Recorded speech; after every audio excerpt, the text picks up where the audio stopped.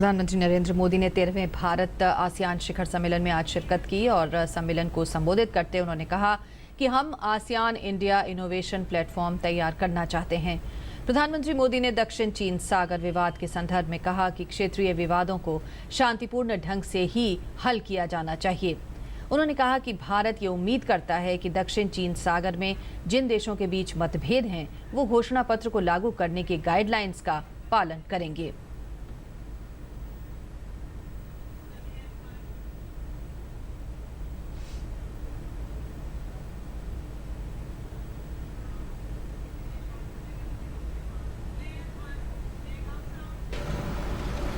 India hopes that all parties to the disputes in the South China Sea will abide by the guidelines on the implementation of the declaration on the conduct of parties in the South China Sea and redouble efforts to early adoption of the code of conduct on the basis of consensus.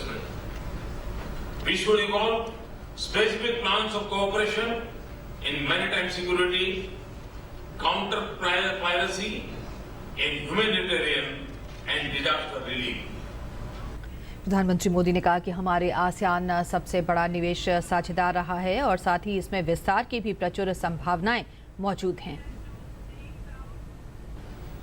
ASEAN economy continues to forge ahead with the dynamism and energy. I have no doubt that we will reinforce prosperity for our 1.9 billion people.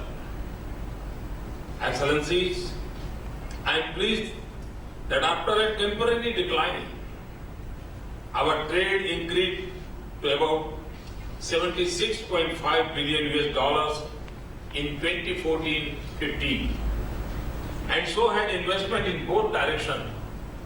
ASEAN remains the largest investment partner both for inward and outward flows. प्रधानमंत्री मोदी ने ASEAN देशों के बीच आपसी संपर्क को बढ़ाने पर जोर देते हुए कहा कि संपर्क बनाकर हम एक साथ समृद्ध हो सकते हैं।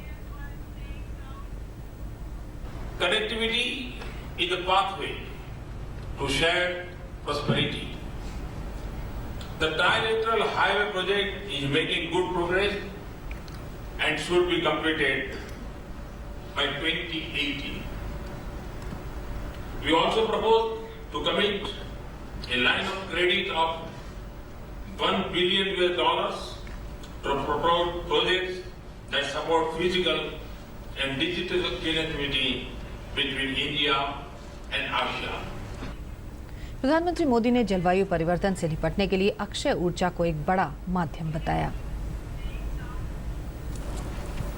An issue of global concern is climate change.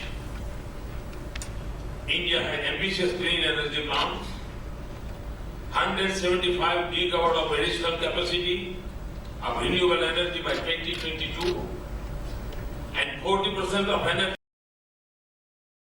by 2030.